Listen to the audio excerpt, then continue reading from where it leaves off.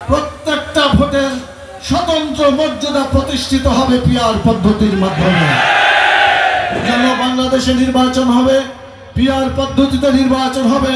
20টা গুন্ডা ইলেকশন ঠান্ডা, এই রীতি আর বাংলাদেশে আসতে দেওয়া হবে না।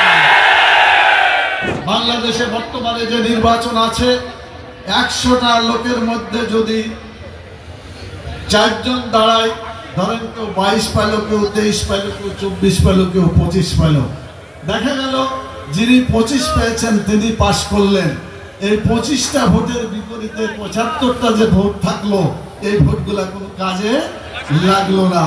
এই জন্য অনেকে বাংলাদেশে বলে ভোট পচে গেছে, ভোটকে পচতে দিব না। আমরা বলতে চাই প্রত্যেকটা ভোটের স্বতন্ত্র মর্যাদা প্রতিষ্ঠিত হবে পিআর পদ্ধতির মাধ্যমে। ছোটখাটো দলগুলো যত কমে ভোট পাই না কেন, 1% ভোট পেল বাংলাদেশে 300টা আসনে তারা 3টা এমপি লাভ করতে পারবে। জনগণের ভোটের দাম হবে, ওই 75টা ভোটের দাম হলো না, 25টা ভোটের দাম হলো। এই ধরনের কারবার আর হতে দেওয়া যাবে না। এই জন্য বাংলাদেশে নির্বাচন হবে, পিআর পদ্ধতিতে নির্বাচন হবে। 71 জন মানুষ পক্ষে রায় দিয়েছে, যেভাবে জরিপ করে দেখা গেছে। অতএব যদি সরকার পছন্দ করেন, তারপরেও আমরা বলবো যে আপনারা গণভোট দিয়ে হলেও পরীক্ষা করতে পারেন। বাংলাদেশের মানুষ এই পিআর পদ্ধতির জন্যই চায় যে তাদের ভোটের যেন মূল্য ফিরে আসে।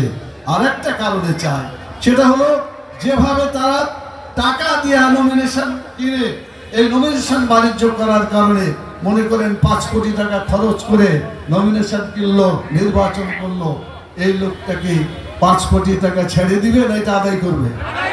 এবং শুধু আদায় করবেন না, এটা আরো অনেক গুণ বেশি তারা টাকা এখান থেকে নেবে। কি করে বিভিন্ন সরকারি প্রতিষ্ঠান দখলের মাধ্যমে অন্যায়ের মাধ্যমে তাদেরকে টাকা উঠাতে হবে, যার ফলে দেশের মানুষ ব্যবসায়ী সম্পর্কে টাকা খেলা। আর 10টা হুন্ডা 20টা গুন্ডা ইলেকশন ঠান্ডা, এই রীতি আর বাংলাদেশে আসতে দেওয়া হবে না।